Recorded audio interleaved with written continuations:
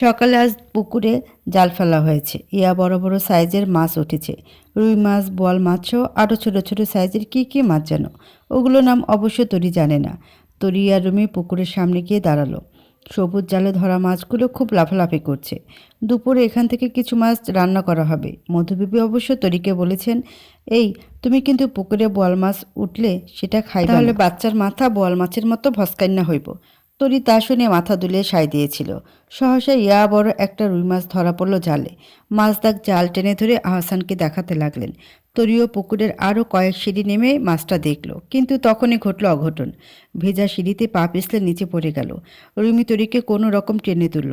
মধুবেবী চিৎকার করে দৌড়ে এসে বললেন, হায় হায়, কি সর্বনাশ! তুমি এই পুকুরের সামনে আসছো কেন? ব্যথা পাইছো? পেটে ব্যথা করতেছে? তরি কিছু বলার আগে আহসান ছুটে এলো, তরিকে ধরে বলল, একটু সাবধানে চলবে না? পেটে লাগেনি তো? তরি পেট ধরে বলল, আমি ঠিক আছি। মধুবিবি তরিকে আর পুকুরের সামনে দাঁড়িয়ে থাকতে দিলেন না। তরিকে নিয়ে ভেতরে চলে গেলেন। শোভাও তরির পড়ে যাওয়ার কথা শুনে তরিকে খুব বকাঝকা করলো। মাছ ধরে তোলার পরপরই কাটাকুটির সময় কোথা থেকে যেন রঙ্গ নিল। হাতে তার বড়সড় একটা বাটি। রুমিকে সামনে পেয়ে বাটিটা রুমির হাতে তুলে দিয়ে বলল, আমার আম্মা পায়েস রান্না করেছে, আহসানের জন্য পাঠিয়েছি। আহসান বাড়িতে নেই। রুমি বাটিটা হাতে নিয়ে বিড়বিড় করে বলল, মাছ ঘরে তুলতে না তুলতেই মেচোভূত হাজির। খান্নাস জিন কোথাকার! কিন্তু রঙ্গনের সামনে সরাসরি সেসব বলা যায়? শুধু ছোট্ট করে প্রশ্নের জবাব দিয়ে বলল, আছে, দাঁড়ান ডেকে দিচ্ছি। আহসান পায়েস দেখে খুশি হলো। নাহার বেগমের হাতের পায়েস তার খুব পছন্দ। ওই বেলায় আর রঙ্গনকে যেতে দিল না। পুকুরের মাছের সালুন দিয়ে ভাত খেয়ে দুই বন্ধু বেরিয়ে গেল। বাইকে করে রঙ্গনকে বাড়ির সামনে নামিয়ে দিয়ে আহসানও কাজে চলে গেল। মধুবেবী তরিকে খেতে ডাকতে এসে ফের বললেন, রুই মাছ আর পোনা মাছটা খাইবা তুমি। বল মাছের বাটিতে হাত দিবা না। বাচ্চা হওয়ার পর মন ভরে বল মাছ খাইও। তরি বিছানা থেকে উঠতেই পারল না। একেবারে মিনমিনে সুরে বলল, বুবু, আমি পরে খাবো। মধুবেবী দরজার সামনে দাঁড়িয়ে প্রশ্ন করলেন, এইসব কথাবার্তা এখন বাদ দাও। পেটেরটার কথা ভাইবা হইলেও সময় মতো খাওয়ান লাগবো। খাবার খাইয়ে ওষুধ খাইয়ে একেবারে শুয়ো। তরি পেটে হাত দিয়ে হঠাৎ গঙ্গানি দিয়ে উঠল। পেটটা কেমন চাপ দিয়ে আছে, মনে হচ্ছে নাড়ি ভুড়ি ছিঁড়ে খুঁড়ে যাবে। মধুবিবি তরি গঙ্গানির আওয়াজ পেয়ে তরির মাথার কাছে এসে দাঁড়ালেন। ভয়ার্ত গলায় বললেন, কি হয়েছে তোমার? শরীর খারাপ লাগতেছে? তরি পেট চেপে ধরে চিৎকার করে বলল, পেটে অনেক ব্যথা হচ্ছে, মনে হচ্ছে সব কিছু বের হয়ে আসবে। আল্লাহ বাঁচাও! মধুবিবি তরির পেটে হাত দিয়ে দেখলেন পেট চাপ ধরে কেমন শক্ত হয়ে আছে। মধুবিবি চিৎকার করে বললেন, আহসানের মা, তাড়াতাড়ি এদিকে আসো। মধুবিবির গলা শুনে শোভা তাড়াতাড়ি তরিদের ঘরে এলেন। তরির অবস্থা দেখে বললেন, কি হয়েছে আম্মা ওর? মধুবেবী তরির মাথা বুলিয়ে দিতে দিতে আতঙ্কিত কণ্ঠে বললেন, পেটে ব্যথা, পেটও কেমন চাপ দিয়া শক্ত হয়ে আছে।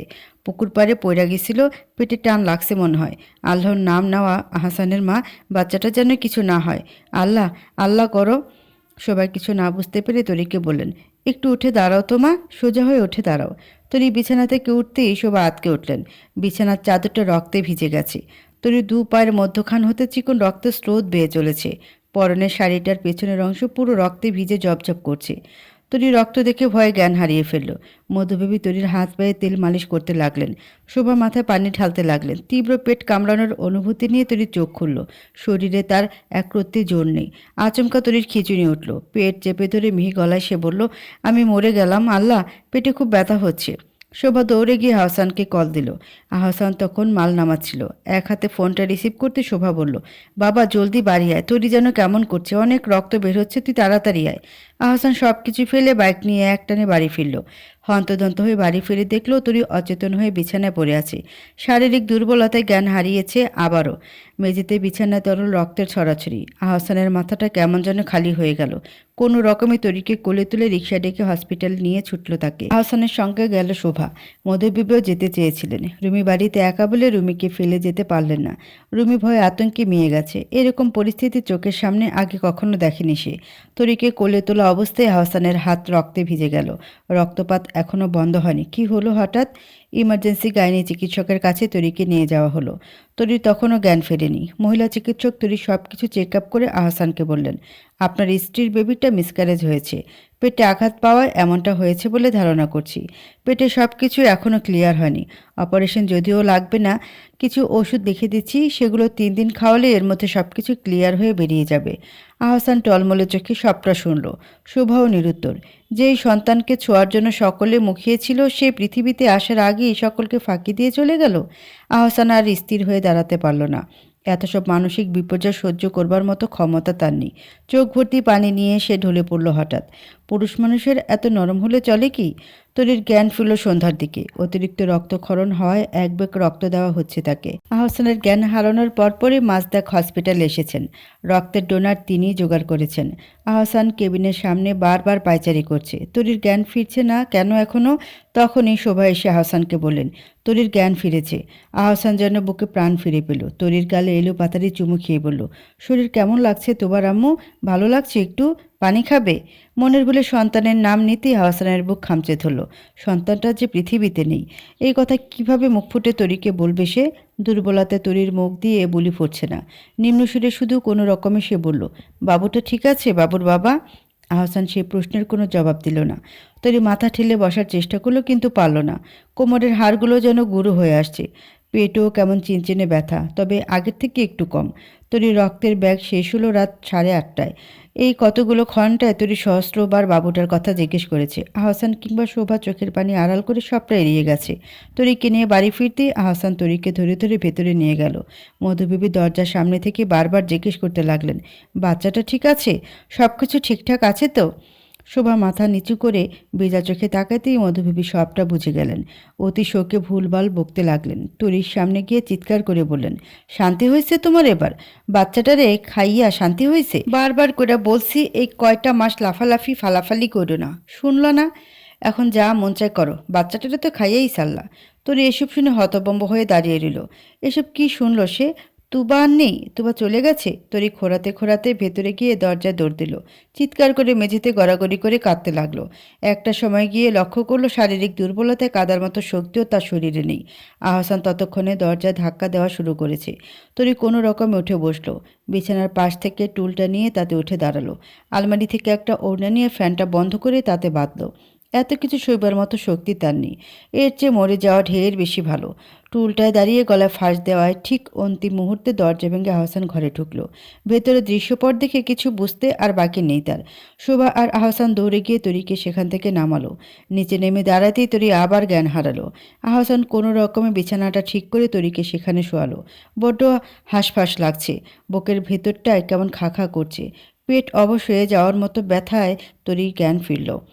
শরীরে একরত্তি শক্তি অবশিষ্ট নেই। মাথাটা কেমন যেন ঘুরছে। তলপেটে চিনচিনে ব্যথায় তরি আবারও পাশ ফিরে শোয়ার চেষ্টা করলো। আহসান প্লেটে তরির জন্য ভাত নিয়ে ঘরে ঢুকলো। তরির মুখে খাবার পুড়ে দিতে চাইলে তরি মুখ সরিয়ে নিয়ে বলল, আমি খাবো না, নিয়ে যান এগুলো। আহসান তরির বারণ শুনল না। জোর করে তরির মুখে খাবার দিতে চাইলে তরি চিৎকার করে বলল, বললাম তো খাবো না। আপনারা কেন আমার কথা কেউ শুনছেন না? বাবুটাও আমার কথা শুনল না। কত আদর করে আগলে রেখেছিলাম, অভিমান করে চলে গেল। সবাই আমাকে ছেড়ে চলে যায়, সবাই চলে যায়। আমি কি করেছি আহসান? বাবা চলে গেল আমাকে ছেড়েও। বাবুও আম্মুকে বুঝলো না। আমাকে কেউ কেন ভালোবাসে না? সবাই কেন দূরে সরিয়ে দিয়ে পালিয়ে যায়? আহসান কোনো জবাব দিল না। হাত দিয়ে ভেজা চোখটা মুছে নিল। তরি আহসানের বুকে মাথা রাখলো। স্বামী স্ত্রী উভয়ের চোখে পানি। তরির চোখের পানিতে আহসানের যে বুক ভেসে যাচ্ছে তা কি জানে তরি? তরি কাঁদতে কাঁদতে বলল, বাবুটা যখন এলো আমি খুব কেঁদেছিলাম। কেন কেঁদেছিলাম তা জানি না। ভয় হতো বাবুর কথা শুনে যদি আমার আদরের ভাগ কমে যায়। মনে মনে খুব রাগ হয়েছিল বাবুর উপরে। বাবুটা পরে এলেও তো পারত। কিন্তু পরে রাগটা যে কোথায় গায়েব হয়ে গেল। সারাদিন আমি মনে মনে বাবুর সঙ্গে গল্প করতাম, বাবুকে গান গেয়ে ঘুম পাড়াতাম। বাবু বোধহয় আমার সঙ্গে রাগ করেই চলে গেছে। বাবু কেন চলে গেল? আমি তো ওকে খুব ভালোবাসতাম। বাবু কেন মাকে বুঝলো না?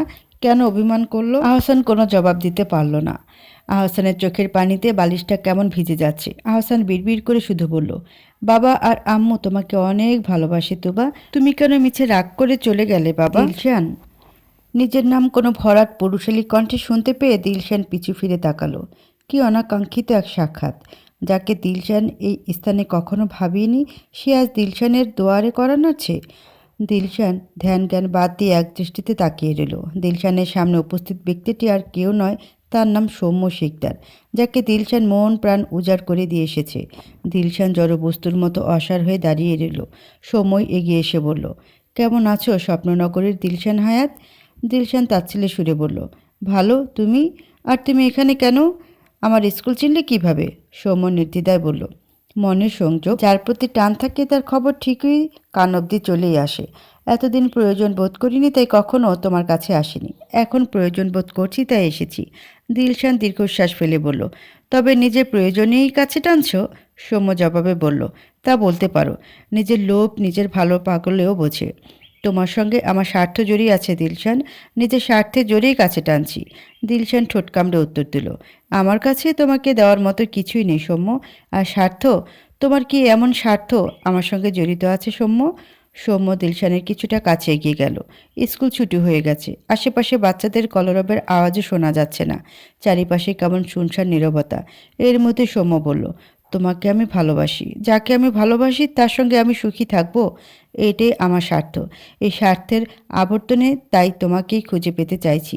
দিলশানের চোখ ভিজে আসছে। সৌম্য তার এত কাছের কবে হয়ে উঠল? কিন্তু সৌম্যের জীবনটা নষ্ট করার অধিকার তার নেই। সৌম্য তার কাছ থেকে প্রাপ্য সুখটুকু কখনই যে পাবে না। দিলশান শুধু চোখের অশ্রুটুকু আড়াল করতে করতে বলল, সৌম্য, আমরা একটু কোথাও বসি, নিরিবিলি জায়গা হলে সবচেয়ে ভালো হয়। আমার কিছু কথা ছিল তোমার সঙ্গে। সৌম্য যেন আকাশের চাঁদ পেল হাতে। কিছু বলার আগেই দিলশানি নিজে একটি রিকশা দাঁড় করিয়ে উঠে পড়ল সেটাতে। সময়টা তখন দুপুর 2টো। অনেকটা নীরবই বলা চলে চারপাশটা। দিলশান কফিতে চুমুক দিল। ছোট্ট একটা ক্যাফেটেরিয়াতে বসেছে তারা। গ্রাম্য এলাকা বিধায় মানুষের আনাগোনা এবং ফ্যাসিলিটি দুটোই খুব কম।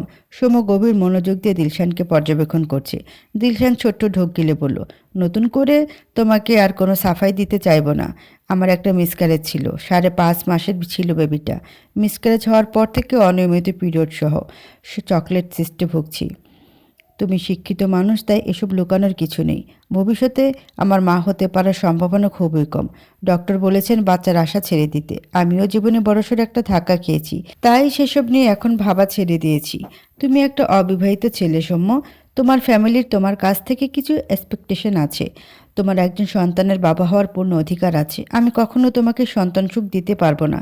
তুমি কেন মিছে আশায় এখনও বুক পেতে রয়েছ? ভুলে গিয়ে একটু নতুন করে শুরু করো। সমাজের ব্যাপারেও কিছু ভাবো। সমাজ কি বলবে? সৌম্য কড়া গলায় বলল, সমাজ, ফ্যামিলি, এসব আমি সামলে নেব। সমাজের ধার আমি কখনোই ধারিনি, ভবিষ্যতেও ধারব না। আমার বাবা এবং মা কেউ বেঁচে নেই দিলশান। আমার পরিবার বলতে ছোট্ট একটা ভাই রয়েছে শুধু। পরিবার থাকলেও আমি সব কিছুর ঊর্ধ্বে গিয়েও তোমাকেই চাইতাম। দিলশান সৌম্যের হাতটা ধরে নরম গলায় বলল, সৌম্য, জীবনটা একটা কঠিন কুরুক্ষেত্র। আবেগের বশে সিদ্ধান্ত নিও না। বিবেক দিয়ে একটু ভাবো, নিজেকে নিয়ে একটু চিন্তা করো। তুমি কেন বুঝতে পারছো না? সৌম্য দিলশানের দিকে তাকালো, নির্বিঘ্নে জবাব দিল, বুঝতে পারছি দিলশান, আমি যতটা সম্ভব বুঝতে পারছি। আমার বিবেক ততটাই আমাকে বারবার চিৎকার করে বলছে তোমাকে নিজের কাছে টেনে নিতে। আবেগের বয়সটা আমার আর নেই দিলশান। আমি পূর্ণ মস্তিষ্কে সবটা ভেবেছি। আগে একবার নিজের অযোগ্যতার ভুলে তোমাকে হারিয়েছি, এবার হারালে নিজেকে আর কখনো ক্ষমা করতে পারবো না। দিলশান চুপচাপ সবটুকু শুনল। সৌম্যের দিকে তাকিয়ে মিনিট খানেক পর বলল, আচ্ছা, তুমি যদি আমার অতীত, আমার বর্তমান সবটা মেনে নিয়ে আমার পরিবারকে রাজি করাতে পারো, তবেই আমি তোমাকে বিয়ে করতে রাজি। সৌম্যের ঠোঁটে একচিলতে হাসি ফুটে উঠল। দিলশানের হাতটা নিজের হাতের মুঠো নিয়ে সে বলল, যদি তোমার পরিবারের পায়েও ধরতে হয় আমি তাতেও রাজি।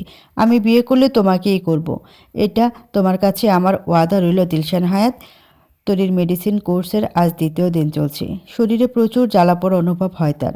আয়রনের পাওয়ারগুলো বেশ কিছু সাপ্লিমেন্ট দেওয়া হয়েছে তাকে। সেগুলো খেয়ে সারাদিন তার সেভাবে কোনো জ্ঞান থাকে না। ঘুমের ঘোরে ঘোরে দিন কেটে রাত হয়ে যায়। তবুও যতটুকু সময় সে জাগ্রত থাকে চোখের পানির বাঁধ বন্ধ হয় না। মধুবেবী অনুশোচনা ও অন্তর্দহনে পড়ে নিজের ভুলটা বুঝতে পেরেছেন। তরিকে সেদিন অমন একটা পরিস্থিতিতে ওসব বলা তার একদমই উচিত হয়নি। কাল রাতে যখন তরি শোভার পায়ে মাথা গুজে ফুপিয়ে ফুপিয়ে কাঁদছিল, মধুবেবী তখন বিবেকের দংশনে তরির কাছে ছুটে গিয়েছেন। তরির মাথা নিজের বুকে চেপে ধরে বলেছেন, মাগো, আল্লাহর মার আল্লাহ নিয়ে গেছে। বান্দায় কি আর বাধা দিতে পারে? আল্লাহ তোমারে পরীক্ষা করছে। আল্লাহর উপরে ধৈর্য ধরো, তাওয়াক্কুল রাখো মা। আল্লাহ তোমার থেকে যা নিয়ে গেছে তার চেয়ে তোমারে অনেক বেশি দিব। তোমার এই সন্তানই কিয়ামতের দিন তোমারে জান্নাতে নিয়ে যাইব। জন্ম মৃত্যুর মালিক হইল গিয়া আল্লাহ। সে যদি না দিতে চায় তুমি কি জোর কইরা কিছু করতে পারবা? আল্লাহর উপরে ভরসা কইরা মাইনা নাও। আল্লাহ তোমার জন্য এর চেয়েও ভালো কিছু রাখছে। মধুবিবির নরম সুরে বলা কথাগুলো শুনে তরি সত্যি সত্যি খুব শান্তি পেয়েছিল। রব কি তরির পরীক্ষা নিলেন? সত্যি কি এর চেয়ে ভালো কিছু তরিকে ফিরিয়ে দেবেন? আহসান কাজ শেষ করে বাড়ি ফিরল রাত 9টায়। তরির প্রতি বিশেষ যত্নশীল সে। আহসান বাড়িতে থাকলে বেলার ওষুধ বেলাই নিজেই এগিয়ে দেয় তরিকে। সে বাড়িতে অনুপস্থিত থাকলে শোভাকে সবটা বুঝিয়ে দেয়। তরির মন ভালো করার খুব চেষ্টা করে সে। আহসান নিজেকে সামলে নিয়েছে অনেকটাই। যা হয় ভালোর জন্যই হয়। সৃষ্টিকর্তার সিদ্ধান্ত সবচেয়ে সঠিক সিদ্ধান্ত। এর ওপরে মানুষের কোনো মতামত চলে না। আহসান একটা সাদা ছোট্ট প্যাকেট হাতে ঘরে ঢুকলো। তরি আহসানকে দেখা মাত্রই হেলান দিয়ে বসলো। চোখ ভর্তি ক্লান্তি আর দুর্বলতা নিয়েই বলল, আপনার আজ এত দেরি হলো যে? আহসান ছোট্ট প্যাকেটটা তরির দিকে বাড়িয়ে দিয়ে বলল, কাজ শেষ হতে হতে দেরি হয়ে গেছে। তোমার জন্য একটা জিনিস এনেছি তরি, খুলে দেখো পছন্দ হয় কি না। তরি কাপা হাতে ব্যাগটা কোনো মতে তুলে ধরে বলল, কি আছে এতে? আহসান গামছায় মুখ মুছতে মুছতে বলল, একটা মোবাইল ফোন। আমার ইচ্ছে ছিল তোমাকে ভালো একটা ভার্সিটিতে অ্যাডমিশন কোচিংয়ে ভর্তি করিয়ে দেব, কিন্তু আমাদের এদিকে সেরকম ভালো অ্যাডমিশন কোচিং সেন্টার নেই। যেগুলো আছে তাও নিম্নমানের। তাই একটা মোবাইল কিনে এনেছি। তুমি বাড়িতে বসে বসে অনলাইনে ক্লাস করবে। আমি তোমাকে ভালো দেখে কোর্স কিনে দেব। তোমার শরীরটাও সেভাবে ভালো নেই। ক্লাস করতে গিয়ে এত দৌড়ঝাঁপ সহ্য হবে না। মোবাইলটা ব্যবহার করে জানিও কেমন লেগেছে। যদিও খুব বেশি দামি না ফোনটা, আসলে তোমার গরিব বরের সামর্থ্যের থেকে বেশি নেই। তুমি ফোনটা খুলেও দেখলো না। মন শরীর কোনোটাই সায় দিল না। পরিস্থিতি এমনটা না হলে অবশ্যই ফোনটা দেখে মনে ভীষণ আনন্দ হতো। আহসানকে জড়িয়ে ধরে চুমু খেয়েও ফেলতে পারতো। তরি ফোনের ব্যাগটা বিছানার উপরে রেখে বলল, আপনি আমায় ভালোবেসে যা দেবেন তাই আমি খুশি মনে গ্রহণ করব। সবাই নিজের পছন্দের মানুষকে নিজের সর্বোচ্চটাই দেওয়ার চেষ্টা করে। আপনি যাই দেবেন না কেন আমাকে, আমি কখনোই সেটার মূল্য বিবেচনা করতে পারবো না। ভালোবাসা কি কখনো মূল্যে অর্থে পরিমাপ করা যায়?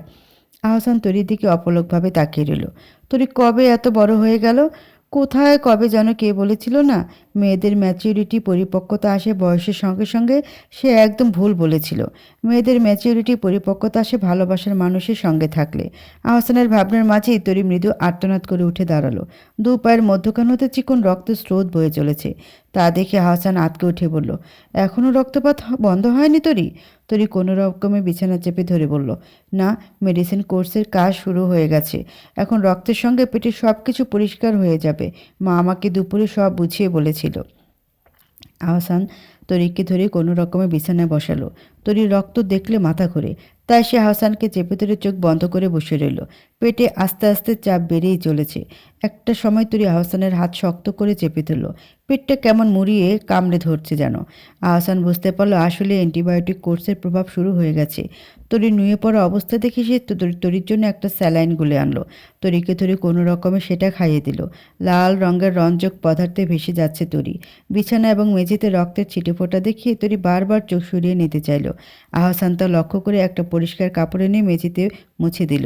তরি পেট ধরে উঠে দাঁড়িয়ে আহসানের হাত থেকে কাপড়টা ছিনিয়ে নিয়ে বলল, এ কি, আপনি কেন এসব করছেন? একটু অপেক্ষা করুন, ব্লিডিং কমলে আমি মেঝেটা মুছে ফেলবো। সারাদিন কাজ শেষে বাড়ি ফিরেছেন, আমি করে নিব সবটা, আপনি এখন বিশ্রাম নিন। আহসান তরির হাত থেকে কাপড়টা নিয়ে বলল, তুমি বিশ্রাম করো তরি। তুমি অসুস্থ, আমি অসুস্থ নই। আমার বিশ্রামের কোনো প্রয়োজন নেই। তোমার জীবনের কঠিন মুহূর্তেই যদি আমি তোমার পাশে দাঁড়াতে না পারি তবে আমি কেমন স্বামী? সম্পর্ক শুধু দায়িত্বের খাতিরে গড়ে ওঠে না তরি। শুধুমাত্র ভাত কাপড়ের জন্য তোমার বাবা মা ভরসা করে তোমাকে আমার কাছে দেননি। আমি চাই আমার বুকটা, আমার কাঁধটা, আমার হাত দুটো এবং কি আমার পুরো শরীরটা তোমার একটা ভরসাস্থল হোক। জীবনে যদি কোথাও গিয়ে আটকে পড়ো কিংবা দেয়ালে পিঠ ঠেকে যায়, তাহলে একবারের জন্য হলেও আমার নামটা নিও তরি। আমি যতদিন বেঁচে আছি আমি তোমায় কখনোই অবজ্ঞা করব না। তুমি আমার স্ত্রী, আমার ভালোবাসার জায়গা। তুমি আমার বেটার হাফ, আমার অর্ধেকটা অংশ, অর্থাৎ আমার অর্ধাঙ্গিনী তুমি। নিজেকে আমি খুব ভালোবাসি তরি। তুমি তো আমারই বেটার হাফ, আমারই একটা খণ্ডাংশ। তোমাকে আমি না ভালোবেসে পারি তরি? যাকে ভালোবাসা যায় তাকে কখনোই অবহেলা করা যায় না তরি। তরির এবার কিছুটা ভালো লাগছে। রক্তমাখা কাপড়টা সে ছেড়ে এসে বিছানায় বসলো। আহসান ততক্ষণে বেডশিটটা পাল্টে দিয়েছে। তরি কোনো রকমের শরীর এলিয়ে দিয়ে আহসানকে উদ্দেশ্য করে ভারাক্রান্ত মনে বলল, আহসান, বাবুর চলে যাওয়ার জন্য কি আপনি আমাকে দায়ী করেন? আমাকেই দায়ী মনে হয় কি আপনার? আমি যদি জানতাম তাহলে পুকুর পাড়ে কোনোদিনই যেতাম না, বিশ্বাস করুন। আহসান ছোট্ট শ্বাস ফেলে বলল, না, আমি বিশ্বাস করি সৃষ্টিকর্তার সিদ্ধান্তের উপরে হস্তক্ষেপ করার অধিকার মানব জাতির নেই। জন্ম মৃত্যু সৃষ্টিকর্তার হাতে। তুমি আমি এসব নিয়ন্ত্রণ করার কে তরি? আমি আমার ভাগ্যকে মেনে নিয়েছি। আমার রিজিকে যা ছিল না তা আমি পাইনি। মানুষ যখন সত্যকে আপন করে মেনে নিতে পারে তখনই নানা ছুতে অন্যের উপর দোষ চাপায়। আমি তো জানি সত্যটা, অযথা তোমার দোষের ভাগিদার কেন বানাবো?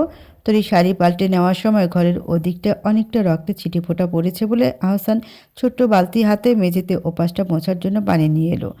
মেঝে মোছার সময় সে লক্ষ্য করলো মেঝেতে রক্তসহ একদলা মাংস। আহসান তরির অগোচরে দলাসহ মাংস পিণ্ডটাকে বুকে আগলে ধরল। এটা তার সন্তান, তার তোবা। কে জানে আদৌ তোবা কিনা?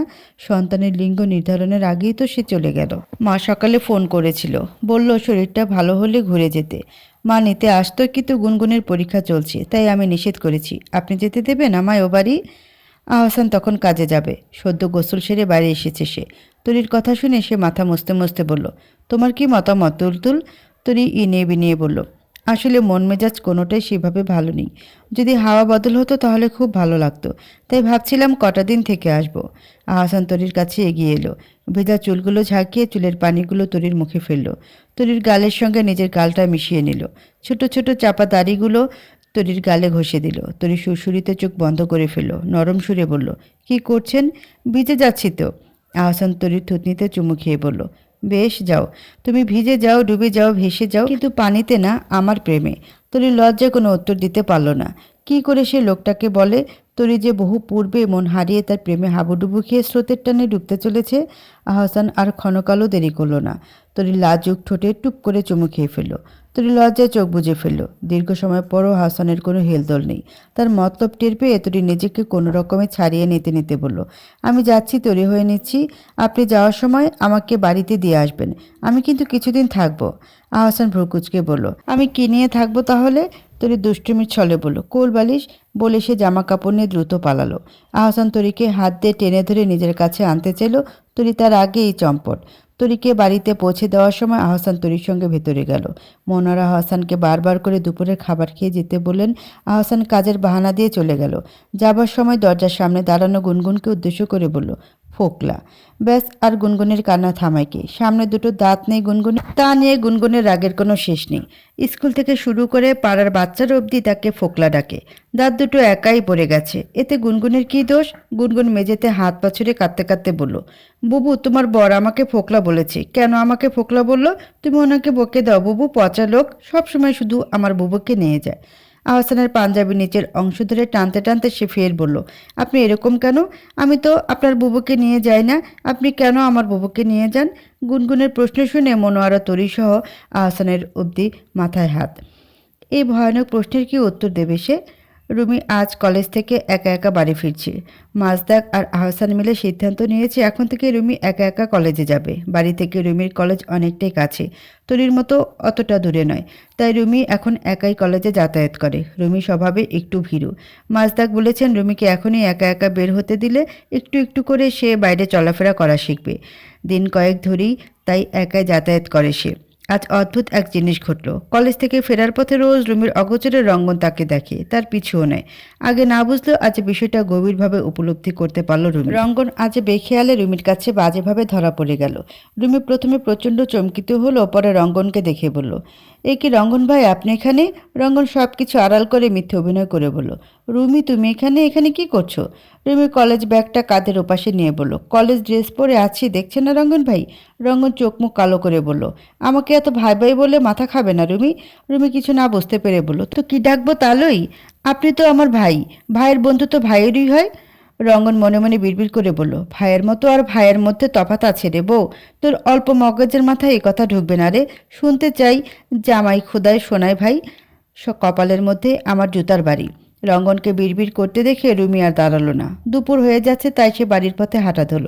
রঙ্গনই তাকে চলে যেতে দেখে দৌড়ে এসে বলল, কোথায় যাচ্ছ রুমি? রুমি দ্রুত পা চালাতে চালাতে বলল, বাড়িতে। আর কোথায় যাব রঙ্গন ভাইয়া? রঙ্গন কপাল ঠোঁট কুচকে বলল, দরকার হইলে কলিজার মধ্যে উইঠা একটা ফাল মারো রুমি, তাও কানের কাছে আইসা ভাই ভাই করে চিল্লায়ও না। আমার মন নষ্ট, আমি তোমারে মোটেও ভাইয়ের চোখে দেখি না। কথাটা বলে রঙ্গন আর 1 মিনিটও দাঁড়ালো না। রুমি ঠিক উল্টো পথে হাঁটা ধরল। রুমি আক্কেল গুরুম হয়ে দাঁড়িয়ে রইল। হলো কি এটা? পাগলা এত রেগে গেল কেন? রঙ্গন তেলে ফুরে বাড়িতে ঢুকেই উঠোনের চাপকলে মাথা দিয়ে বসে রইল। হঠাৎ রঙ্গনের এই অবস্থা দেখে নাহার বেগম ছুটে এসে বললেন, কি হয়েছে বাপ? রঙ্গন ক্ষুব্ধ কণ্ঠে বলল, কি আর হইবে, কিছু হয়নি। আমার কপালটাই হয়েছে একেবারে মার্কা মারা, ভাল লাগে না আর কিছু। জীবনের একেবারে তামা কইরা জ্বালায় দিল। নাহার বেগম চিন্তিত হয়ে বলেন, কি হয়েছে, কেউ কিছু কইছে বাপ? রঙ্গ দাঁত কিরমির করতে করতে বলল, আপনার থাকতে আর কেউরে লাগে? আমার হাড় মাংস কালি করার উপরে আপনি মাস্টার্স ডিগ্রি নিছেন, জিন্দগিটা পুরা পাগলাগারদ বানায় রাখছেন। সম্পর্ক এক নিমিষে বদলায় যাইতেছে। যার মুখ থেকে বাবুর বাপ শোনার কথা সে এখন ভাই ডাকে। সব হয়েছে আপনার লাইগা। সময়ের কাজ সময়ে করেন না। বিয়া শাদির বয়সে বইয়ের বদলে বোন কোলে নিয়ে ঘুরতাছি। আমার চান্দি জ্বলতাছে, মাথায় পানি দেন আম্মা। নাহার বেগম উঠোন থেকে কচি জ্বালানোর লাকড়ি হাতে উঠিয়ে রঙ্গনকে উদ্দেশ্য করে বললেন, খাওয়াইতেছি তোরে পানি ভালো কইরা, আয় পানি খাইয়া যা। এটুকু বলে লাকড়ি হাতে রঙ্গনের পিছু ছুটলেন। রঙ্গন মারের ভয় উপায়ন্তর না পেয়ে পুকুরে ঝাঁপ দিল। নাহার বেগম পুকুরে পাড়ে দাঁড়িয়ে চিৎকার করে বললেন, উঠায় গোলামের পোলা, আমি যদি পুকুরে নামি তো তোরে ডুবাইয়া সারুম, এখনই উপরে আয়। রঙ্গন গলা অবধি পানিতে বসে থেকে বলল, আমার বাপের নাম আবুল কাশেম ব্যাপারী, আপনি গোলামের পোলা ডাকেন কেন? নিজের জামাইয়ের কথা ভুইলা খাইয়া ফেলাইছেন? ও আব্বা, আম্মা আপনারে ভুইলা গেছে, গোলাম না কার সাথে জানি আপনারে গুলাইয়া ফেলাইছে। নাহার বেগমের মেজাজ আরো ভরকে গেল। মাটিতে অনবরত লাকড়ি দিয়ে আঘাত করতে করতে বললেন, তুই আজকে খালি ঘরে আয়, তোর কলজা কাইটটা গ্রামের ঘরে ঘরে বিলাম। রঙ্গন সেই সব কানেও তুলল না। মারের ভয়ে পুকুরে বসে রইল টানা 3 ঘন্টা। আস্তে আস্তে যখন দেখলো শরীর কেমন গরম হয়ে আসছে, তখন কোনো রকমে সাঁতার কেটে পুকুর পাড়ে এলো। ভয়ে ভয়ে ঘরে ঢুকতে নাহার বেগম পিঠে দুঘা দিয়ে বললেন, এতক্ষণ কই ছিলি? তখন থেকে ভাত বাইরা বসে রইছি, আমার মানুষ মনে হয় না তোর? রঙ্গন কাপড় ছেড়ে বিছানায় শুয়ে বলল, পরে খামু, প্লেটে উঠায় রাখেন।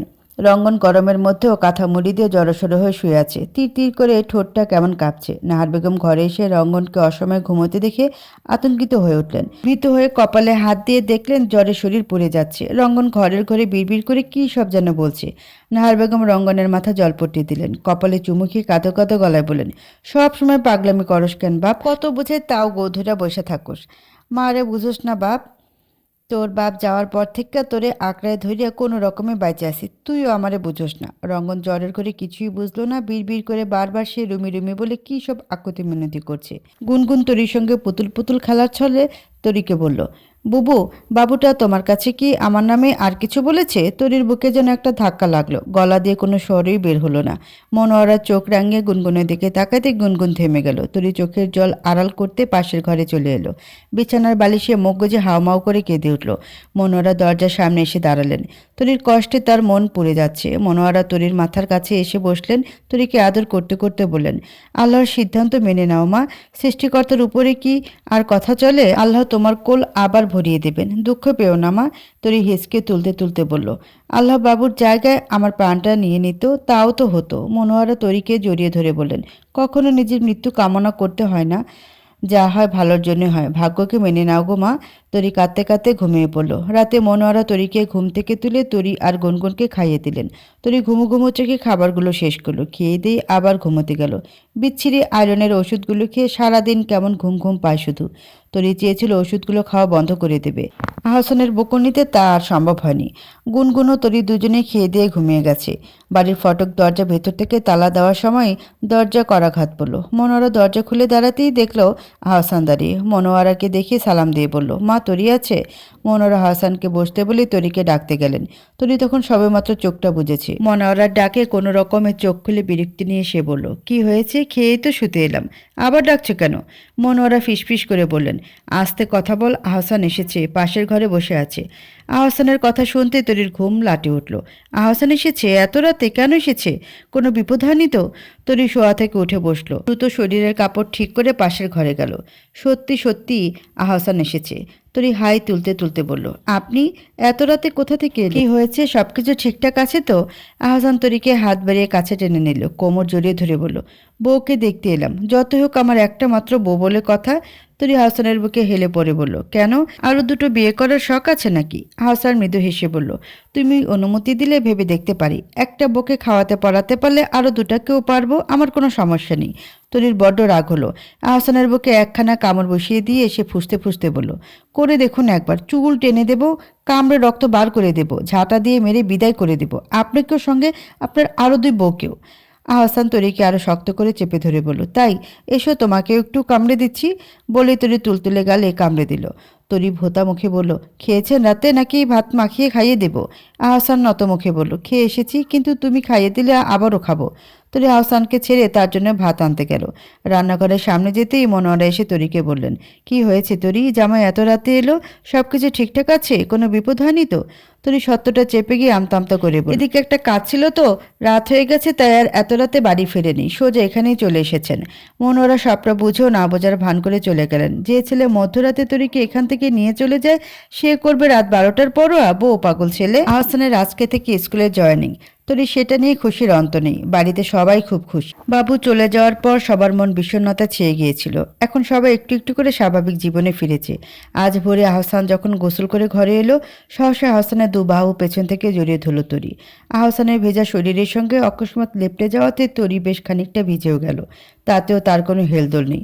আহসানের তরির হাত চেপে ধরে বলল, সকাল সকাল ম্যাডামের এত আদর ভালোবাসা, মতলব কি? হ্যাঁ, চরিত্র হনন করতে চাও নাকি? তরি ওসব কিছুই শুনল না।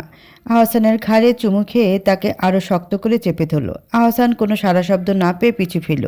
তরিকে এভাবে দাঁড়িয়ে থাকতে দেখে সহসে কোলে তুলে নিল। বিছানায় তরিকে রেখে ঠোঁটের ভাঁজে চুমু খেয়ে বলল, ম্যাডামের মুড আজকে খুব ভালো দেখছি। নতুন চাকরি, প্রথম দিনে ছুটি নিলে চাকরি টিকবে বলে মনে হচ্ছে না। আহসানের দুষ্টিঙ্গিত বুঝতে পেরে তরি লাজে লাল হয়ে যাহ বলে তার বুকে মুখ গুছল। আহসান কয়েক মিনিট সেভাবে রইল, তারপর করুণ হয়ে বলল, রেডি হতে হবে ম্যাডাম, আপনার এসব ব্যাপার স্যাপার রাতে এসে দেখব, তখন পালাই পালাই করলেও আমি ছাড়ছি না। বলে তরি দিকে তাকিয়ে চোখ মারল। তরি লজ্জায় গুটিয়ে পড়ল। আহসান আলমারি থেকে কাপড় বের করতে ব্যস্ত। তরি আহসানের অগোচরে একটা প্যাকেট বের করলো। আহসানের সামনে গিয়ে সেটা তুলে ধরে বলল, আপনার জীবনের এই বিশেষ দিনে আমার তরফ থেকে একটা ছোট্ট উপহার। যদিও আমি এখনও আয় করি না, যদি কখনো করি তাহলে আরও দামিটা দেব। বলতে খুব লজ্জা হচ্ছে, কিন্তু আপনার টাকা দিয়ে আপনার জন্য উপহার কিনেছি। আহসান কেমন যেন স্তম্ভিত হয়ে গেল। চোখ বড় বড় করে বলল, তুমি আমার জন্য কিছু কিনেছো তরি? সত্যি? তরি চোখ নামিয়ে বলল, হ্যাঁ, একটা শার্ট আছে ভেতরে। আমি শার্টের মাপটা বুঝি না, তাই রুমিকে নিয়ে গিয়েছিলাম। আমি পছন্দ করেছি, রুমি মাপ বলে দিয়েছে। কেমন হয়েছে একটু খুলে দেখুন না। আহসান শার্টের প্যাকেটটা খুলে দেখলো, ভেতরে আকাশি রঙের ফুল হাতার একটা চমৎকার শার্ট। তরির পছন্দ এত সুন্দর, এত যত্ন নিয়ে কি করে পছন্দ করে কিনলো সে? আহসান শার্ট হাতে বলল, টাকা কোথায় পেলে তরি? তরি আঁচল ঘোরাতে ঘোরাতে বলল, আমাকে একটা ব্যাংক কিনে দিয়েছিলেন, মনে আছে আপনার? ওটা ভেঙে ফেলেছি। বিশেষ দিনে একটা বিশেষ উপহার না দিলে হয়? আহসান তরির আরও কিছুটা কাছে এলো, কপালে গভীর চুম্বন এঁকে দিয়ে বলল, কোনো বিশেষ উপহারের প্রয়োজন নেই তরি। আমার জীবনের সবচেয়ে বড় উপহার আমার তুলতুলে বউ। তরি লজ্জায় আরেক দফা লাল হলো। আহসান সেদিন আর আলমারি থেকে কিছু বের করে পড়ল না। তরির দেওয়া শার্টটাই পরে স্কুলে গেল। চুলগুলো সুন্দর করে আসছে, ঠিক যেন সাহেবদের মতো। যাবার সময় বাড়ির বড়দের সালাম দিয়ে যেতে ভুলল না। এখন থেকে আহসানকে কি বলে ডাকবে তরি? আহসান মাস্টার? তাহলে তরি কি মাস্টারের বউ? মাস্টারনি হতে পারে? হি হি করে হেসে দিল। আহসানের স্কুল ছুটি হবার কথা 1টার দিকে। সব কিছু গুছিয়ে সে আসলো আনুমানিক 1:30টার দিকে। প্রথম দিন বিদায় আসতে একটু দেরি হলো। আহসান স্কুল থেকে ফিরতেই তরি তাকে ঘিরে ধরল। খুব উৎফুল্ল হয়ে জিজ্ঞেস করলো, কেমন গেল শিক্ষক জীবনের প্রথম দিন আহসান মাস্টার? আহসান শার্ট খুলতে খুলতে তার পেশি ভুল শরীরখানা তরির নিকট উন্মুক্ত করে বলল, ভালোই, তবে প্রথম দিন তো এই নতুন জীবনে অন্যরকম একটা পরিচয়, অপরিচিত একটা জায়গা, একটু নার্ভাস ছিলাম। বাচ্চা সামলানো আসলে বেশ ধৈর্যের কাজ। একদিনই কেমন হাঁপিয়ে উঠেছি। যদিও বাচ্চা সামলানো আমার পুরনো অভ্যাস, ছোট বাচ্চা বউটাকে তো আমিই বড় করলাম। যদিও এখনো অনেক কিছু বোঝে না মেয়েটা, কিছু হলে ভ্যাভ্যা করে কাঁদে। তরি মুখ ভার করে ফুঁসতে ফুঁসতে বলল, কে বাচ্চা? আমি বাচ্চা? রাতে কাছে এসে দেখবেন একদম কামড়ে দেবো এসেছে আমাকে বাচ্চা বলতে। তরি ফোঁস করতে করতে ঘর থেকে বের হয়ে যাচ্ছিল। আহসান পেছন থেকে তরির হাত ধরে টান দিতে তরি তার বুকে হুমড়ি খেয়ে পড়ল। আহসান তরির ঘাড়ে নাক ঘষতে ঘষতে বলল, আলমারির তাকে একটা শাড়ি আছে, তোমার শার্টটার সঙ্গে মিল করে আকাশি রঙেরই কিনেছি। সন্ধ্যায় ওটা পরে তৈরি থাকবে, একটা বিশেষ জায়গা যাব। কোথায় যাব সেটা বরং তোলা রইল, গেলেই দেখতে পাবে। তরি আর কোনো প্রশ্ন করার সুযোগ পেল না। আহসান দুপুরে খেয়ে ব্যবসার কাজের জন্য বের হয়ে গেল। চাকরি করলেও ব্যবসা সে ছাড়বে না। সকালে চাকরি আর বিকেলে বাবার সঙ্গে ব্যবসা, এটাই আপাতত তার জীবন। তরি সন্ধ্যায় আলমারি থেকে আহসানের রেখে যাওয়া শাড়িটা পরে তৈরি হলো। বিয়ের পরদিন আহসান তাকে যে চুড়িগুলো এনে দিয়েছিল দুহাতে সেগুলো পরল। সে যুগে যে পরিপাটি হয়ে বসে রইল। আহসান সময় মতোই তরিকে নিতে এলো। আসার সময় হাতে করে বেলি ফুলের গাছটা নিয়ে এলো। তরি সেটা মাথায় পড়লো। কি সুন্দর ঘ্রাণ বের হচ্ছে বেলি ফুলের, কি মিষ্টি ঘ্রাণ। খুব ফুরফুরে মেজাজে তরি আহসানের সঙ্গে বাইকে বসলো। শক্ত করে চেপে ধরে আহসানের বুকে এক হাত, কাঁধে অপর হাত রাখলো। আহসান একটা বাড়ির নিচে এসে বাইকটা থামালো। তরিকে সঙ্গে নিয়ে সেই বাড়িটা দোতলায় উঠল। তরি সব কিছু ঘুরে ফিরে দেখে বোঝার চেষ্টা করছে আসলে ঠিক কোথায় এসেছে সে। অবাক করে দিয়ে বাড়ির দরজা খুলল অর্ক। তরিকে নিয়ে আহসান ভেতরে ঢুকতেই তরি দেখলো ভেতরে সৌম্য আর রঙ্গনও আছে। অবাক করা বিষয়, সৌম্যের সঙ্গে ভেতরে একটা মেয়ে বসা। দুজনেই সোফায় বসে আছে, বউ আর বরের বেশে। পাশে বিয়ে পড়ানোর জন্য কাজী সাহেব বসা। তরি বিস্মিত হয়ে আহসানকে বলল, সৌম্য ভাইয়ের বিয়ে আজ? আহসান মাথা দুলিয়ে সায় জানালো। তরি ফিসফিস করে বলল, মেয়েটাকে আপনি তো আমাকে আগে কিছু বলেননি। আহসান প্রত্যুত্তরে বলল, সে এক বিরাট লম্বা কাহিনী, বাড়ি গিয়ে সবটা বলবো। তরি চুপচাপ দাঁড়িয়ে সবটা দেখতে লাগলো। রঙ্গন, অর্ক আর সৌম্য ব্যতীত এখানে কাউকেই সে চেনে না। অপরিচিত পরিবেশ, মানুষের মাঝে, তাই বেশ ইতস্তত বোধ নিয়ে সে দাঁড়িয়ে রইল। সৌম্য আর দিলশান যখন একে অপরকে কবুল করে নিজেদের মাঝে জড়িয়ে নিচ্ছিল, তরি তখন নিজের বিয়ের স্মৃতিচারণ করছিল। বিয়ের দিন আহসানকে তার মোটেও সহ্যই হচ্ছিল না। ফিরে অবধি তাকায়নি একবার তার দিকে, মন খারাপ করে গোমরা মুখে বসেছিল। সেই লোকটার সঙ্গে বিয়ের ঠিক কতগুলো দিন কেটে গেল, কি অদ্ভুত বিষয়।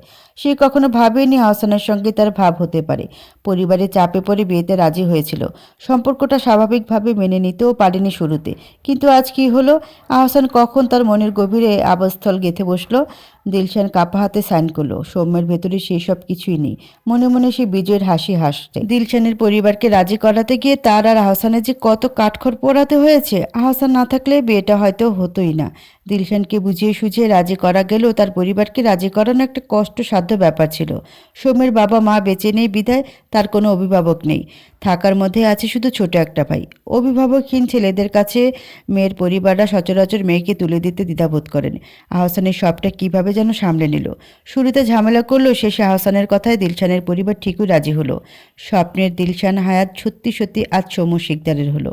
বিয়ের পর্ব শেষ হতেই সৌম্য খেজুর ছিটালো। খাওয়া দাওয়ার ছোটোখাটো একটা পর্ব হলো। খেয়ে আহসান দিলশানের হাতে একটা উপহার বক্স দিয়ে বলল, তোমার জীবনের নবপ্রারম্ভে আমার এই ছোট্ট উপহার দিলশান। আমার বন্ধুকে সুখী রেখো এবং নিজেও সুখী হও, সে দোয়াই করি। দিলশান মুচকে হেসে তরিকে ইঙ্গিত করে বলল, তোমার বউ বুঝি ভারী মিষ্টি দেখতে। নিজের প্রশংসা শুনে লাজে তরি মাথা নিচু করে ফেলল। আহসান আর দাঁড়ালো না। অনেক রাত হয়ে গিয়েছে, তাই তরিকে নিয়ে সে বাড়ি ফিরে এলো। বাড়ি ফিরতেই তরি প্রশ্নের ভাণ্ডার খুলে বসলো। সৌম্যের বিয়ে কখন ঠিক হলো, কিভাবে হলো, আরও কত কি প্রশ্ন তার। আহসান ধীরে ধীরে তাকে সব বুঝিয়ে বলল। তরি সব কিছু শুনে সৌম্য ভাই আপুকে এত ভালোবাসেন? ভালোবাসা যদি হতেই হয় তাহলে এমনই হওয়া উচিত। তরি চমকিত হয়ে বলল, সৌম্য ভাই দিলশান আপুর জন্য এত বছর অপেক্ষা করেছেন, এত ভালোবাসেন আপুকে? আহসান পরিস্থিতি অন্যদিকে ঘুরিয়ে দিয়ে বলল, সৌম্যকেই বুঝি শুধু প্রেমিক পুরুষ মনে হয়? আমাকে দেখছি তোমার চোখেই পড়ে না। দিলশান কি সুন্দর করে সৌম্যর দিকে তাকিয়েছিল দেখেছিলে? তুমি পাজি মেয়ে, বিয়ের দিন ফিরে অবধি তাকাওনি। তরি ঠোঁট ফুলিয়ে বলল, তখন আপনার সঙ্গে আমার ভাব হয়েছিল বুঝি? আহসান সব জেনে বুঝেও তরিকে প্রশ্ন করলো, তা এখন ভাব হয়েছে নাকি তুলতুল? তরিকের প্রশ্নটা সত্যি সত্যি ভাবালো। হয়েছে কি ভাবা আহসানের সঙ্গে তার? হয়েছে। কখন হয়েছে তা তরি সত্যিই জানে না। মিনিট খানেক পরে তরি বিছানায় আহসানের বুকের উপর হাতটা রেখে অপর হাত গালে রেখে বলল, আচ্ছা, বিয়ের আগে আপনি আমাকে দেখেছিলেন আগে? মানে ভালো করে লক্ষ্য করেছিলেন? আপনি তো কয়েকবার আমাদের বাড়ি এসেছিলেন বাবার সঙ্গে, কখনোই দেখেননি? আহসান বেশ ভেবে বলল, সেভাবে ঠিক মনে পড়ছে না, তবে একটা ঘটনা খুব মনে পড়ছে। বাবা একটা কাজে তোমাদের বাড়িতে পাঠিয়েছিলেন। সেদিন আকাশ মেঘলা ছিল, আর তখন আমার বাইকও ছিল না। ফেরার পথে সে কি বৃষ্টি! তোমার মা আমাকে বসতে বললেন। আমি তোমাদের বসার ঘরে বসে বাইরে বৃষ্টি দেখছিলাম। বৃষ্টি থামলেই চলে যাব এমন ভাবনাই ছিল মাথায়। ও মা, হঠাৎ দুম করে আওয়াজ হওয়ায় বাইরে তাকিয়ে দেখি একটা মেয়ে বৃষ্টির পানিতে আছাড় খেয়ে পড়ে ভ্যা ভ্যা করে কাঁদছে। আমাকে থেকে দেখে লজ্জা পেয়ে চোখ মুছে ছুটে পালালো। তরি মিনমিন করে বলল, আমি আছাড় খেয়ে পড়ে ভ্যা ভ্যা করে মোটেও কাঁদিনি। আহসান ঠোঁট টিপে হেসে বলল, ও মা তাই? তখন আমার বয়স ছিল 21 বছর, নব্য ভার্সিটির স্টুডেন্ট, তাই বয়সটা বেশ ভালোই মনে আছে। হিসেব মতে তোমার বয়স তখন 11, আর গুনগুন তখন ছিল কিনা তাও আমার সন্দেহ। থাকলেও বৃষ্টির দিনে দৌড়ঝাঁপ করার মতো বড় ছিল না।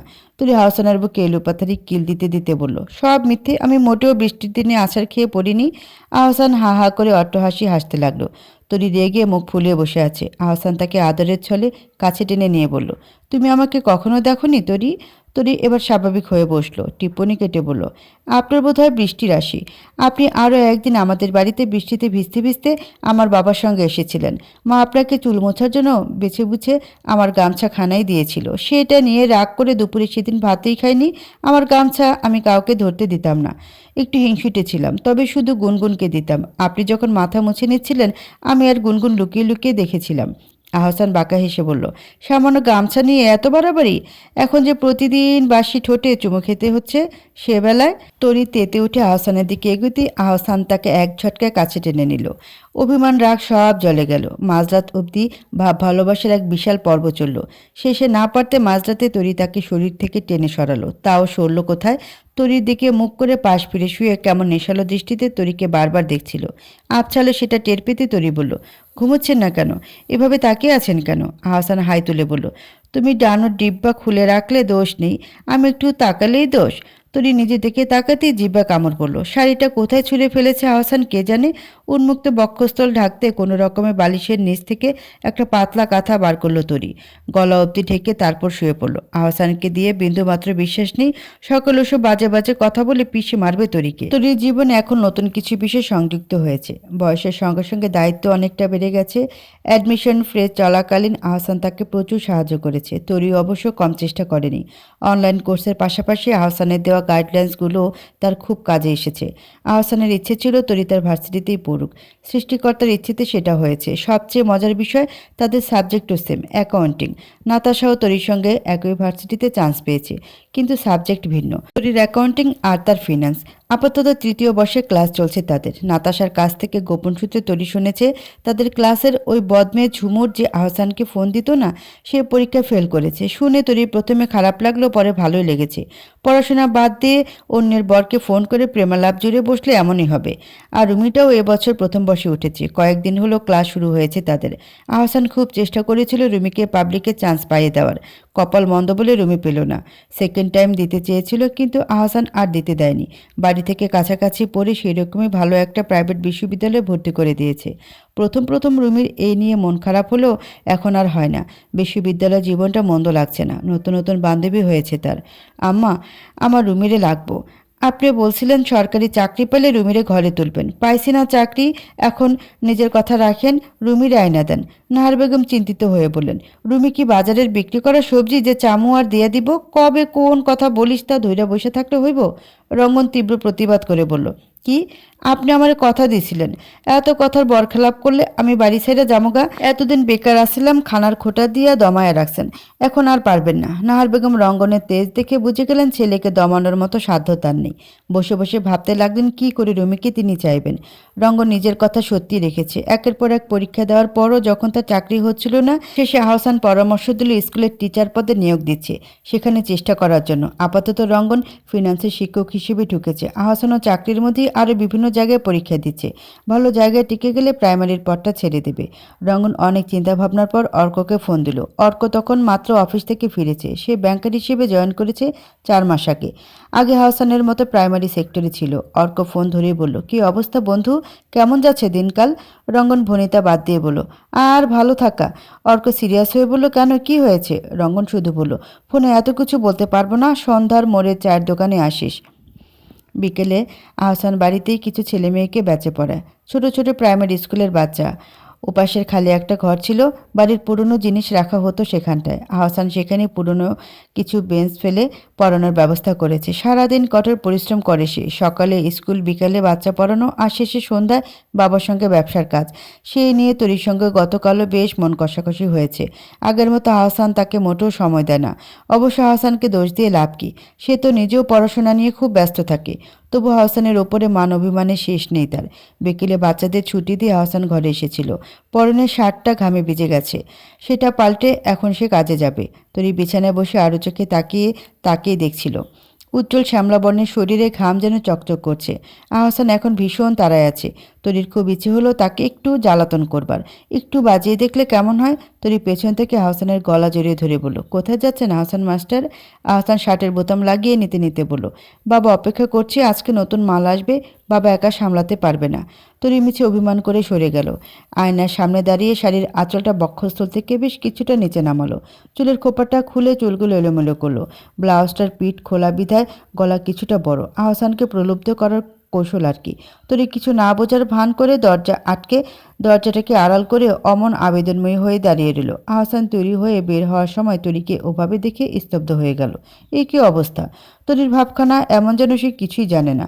আহসান তার কৌশল বুঝতে পারল। তরিকে সহসে কোলে তুলে নিতেই তরি পালানোর জন্য আকুপাকু করতে লাগলো।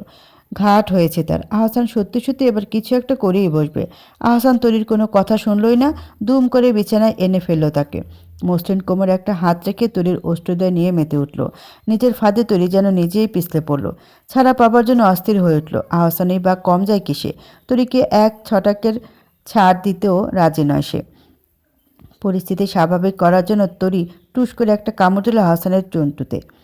আহসান ব্যথা পেয়ে সরে যেতেই তরি দৌড়ে পালালো। আহসানকে প্রলুব্ধ করার শখ আজীবনের মতো মিটে গেছে তার।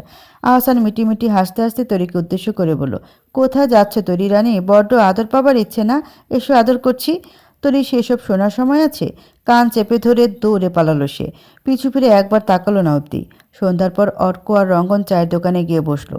অর্ক চায়ে চুমুক দিয়ে রঙ্গনকে বলল, কি হয়েছে বন্ধু? তোমার মন মেজাজ খারাপ দেখছি। বাড়িতে কিছু হয়েছে? রঙ্গন দীর্ঘশ্বাস ফেলে বলল, গত কয়েক বছর যাবৎ এক জ্বালায় মরছি। আমি বিয়ে করতে চাই। অর্ক মস্করা করে বলল, সেটা তো স্বাভাবিক। কোথায় চাকরি পেয়েছিস বিয়ে করে আমাদের গান বাজনার সুযোগ করে দিবি? আমি একটু গিটারটা নিয়ে বসবো। সেখানে নিজেই মন খারাপ করে বসে আছিস। রঙ্গন কপালে হাত রেখে বলল, আমি যাকে বিয়ে করতে চাই তাকে পেতে গেলে অনেক কিছু বিসর্জন দিতে হবে। সর্বপ্রথম স্যাক্রিফাইস করতে হবে বন্ধুত্ব। অর্ক চোখ কপালে তুলে বলল, মানে? রঙ্গন, ঠিক করে বল কি বলতে চাচ্ছিস? আমার মাথায় কিন্তু অন্য চিন্তা আসছে। রঙ্গন দু হাতে মাথা চেপে রেখে বলল, যা ভেবেছিস তাই। আমি রুমিকে পছন্দ করি। রুমি আমার বাচ্চাকালের ভালোবাসা। আহসানের অগোচরে রুমির সঙ্গে বর বউ খেলতে খেলতে সে ইচ্ছেটা কবে যে মাথায় চড়ে বসলো। বিশ্বাস কর, রুমির প্রতি আমার ভালো লাগাটা মোহ নয়। তোরা রুমিকে চিনিস ভার্সিটিতে উঠে। আমি তো ক্লাস 1 থেকে আহসানের সঙ্গে পড়েছি। আহসানদের বাড়িতে গিয়ে এক থালা আহসানের সঙ্গে ভাতও খেয়েছি। বড় হওয়ার পর রুমি সেভাবে আমার সামনে আসে না, কিন্তু ছোটবেলায় ও আমার সামনে বড় হয়েছে। এটাকে আর যাই বলা হোক মোহ বলা যায় না। আমি রুমিকে অনেক পছন্দ করি। আমি জানি আমি ভুল করেছি। আহসান আমার বন্ধু। আহসানের বোনকে আমার নিজের বোনের চোখে দেখা উচিত ছিল, কিন্তু আমি চেষ্টা করেছি, হয়নি। রুমিকে আমি বোনের জায়গায় ভাবতে গেলেই আমার সব কিছু উল্টাপাল্টা লাগে। সময়ের সঙ্গে সঙ্গে কখন যে রুমির প্রতি আমার অনুভূতি পাল্টে গেল জানি না। আমি যদি রুমিকে চাই, আহসান হয়তো দেবে না। বন্ধুত্ব আর রুমি দুটো জিনিসই চিরজীবনের মতো হারিয়ে ফেলবো। আমার মাথা কাজ করছে না। আমি এই দুটো সম্পর্ককে আঁকড়ে ধরে বেঁচে থাকতে চাই। আহসান আমার ছোটবেলার বন্ধু, অপরদিকে রুমি আমার পছন্দের মানুষ। আমি জানি না কি করব। অর্ক মনোযোগ দিয়ে সবটা শুনল। রঙ্গনকে ভেঙে পড়তে দেখে খারাপ লাগছে তার। অর্কের মাথায় তখনই চমৎকার একটা আইডিয়া এলো। এভাবে সাপও মরবে না, আবার লাঠিও ভাঙবে না। অর্ক চায়ের কাপটা তরিত টেবিলে রেখে বলল, আমার মাথায় একটা আইডিয়া এসেছে, খুব রিস্কি বাট কাজের। তুই আগে খালামাকে রাজি করা, তারপর বাকিটা আমি দেখছি। রঙ্গন মুখ দিয়ে চ জাতীয় শব্দ উচ্চারণ করে বলল, আম্মা তো রাজি। রুমিরে এখন বিয়ে করে নিয়ে ঘরে ঢুকলেও সে মেনে নেবে। সমস্যাটা হচ্ছে আহসান। অর্ক ভ্রুকুচকে চোখে শেষে বলল, সেটাই তো। খালামাকে তুই আহসানদের বাড়িতে পাঠাবি। বলবি রুগ্ন অসুস্থ হওয়ার ভান করে যেতে। গিয়ে বলতে বলবি একবারে কাঁদো কাঁদো হয়ে তোর সঙ্গে রুমির বিয়ের প্রস্তাব দিতে। এখন খালামার অ্যাক্টিংয়ের উপর বাকিটা নির্ভর করছে। খালামার অভিনয়টা যতটা প্রাণবন্ত হবে, বিয়ের বাজনা তত তাড়াতাড়ি বাজবে। আর তুই আগে আহসানকে নিজে থেকে ফোন করবি না। খালামার কান্নাকাটি দেখলে আহসানই তোকে বাধ্য হয়ে ফোন করবে। তখন তুই সব কিছু না জানার ভান করবি। দিন দুয়েক পরে খালামাকে আবার পাঠাবি। আগের মতো অভিনয় শিখিয়ে পাঠাবি। এরপর আহসান তোর সঙ্গে ফাইনাল ডিসকাশনে আসতে চাইলে তখন বলবি যে খালু মারা যাওয়ার পর খালাম্মাই তোর সব। রুমিকে তুই বোনের চোখে দেখেছিস, কিন্তু এখন খালাম্মা অসুস্থ, মৃত্যুর আগে শেষ চাও রুমিকে নিজের ঘরের বউ করা। তাই তুই এখন রুমিকে বিয়ে করতে রাজি আছিস। আর কথাগুলো স্বাভাবিকভাবে বলবি না। চোখে প্রয়োজন হলে পেঁয়াজ ডলে নিবি। এরপর কান্নামাখা গলায় সবটা বলবি। আহসানের যদিও মন নরম, খালামার কান্না দেখলে গলে যাবে। তোর কাদার প্রয়োজন হবে না। তবে safety first, so be careful. বন্ধুত্ব ছিন্ন না করে রুমিকে বিয়ে করার এটাই মোক্ষম উপায়। সাপও মরল না আর লাঠিও ভাঙল না। খালামাকে ঠিকঠাক বুঝিয়ে তারপর পাঠাবি। খালামার অ্যাক্টিংয়ের উপরে কিন্তু সবটা এখন। আর একদমই তাড়াহুড়ো করবি না, ঠান্ডা মাথায় সবটা বুঝে শুনে কোপ দিবি। আমি আর সৌম্য আহসানের ক্লোজ, আহসান অবশ্যই আমাদের সব কিছু বলবে। আমি তোর দিক থেকে তোর হয়ে সাফাই গাইব, ভাব ধরবো আমি অগ্রিম কিছুই জানি না, কিন্তু আহসান সব বলার পর তোর পজিটিভ দিকগুলো আহসানের কাছে তুলে ধরবো। রঙ্গন হাঁ করে এতক্ষণ সবটা শুনে থ বনে গিয়েছিল। অর্ককে এই কারণে বোধহয় বিটলা বলা হয়। কী সুনিপুণ কৌশল! রঙ্গনের মাথায় এসব কিছু একবারও আসেনি।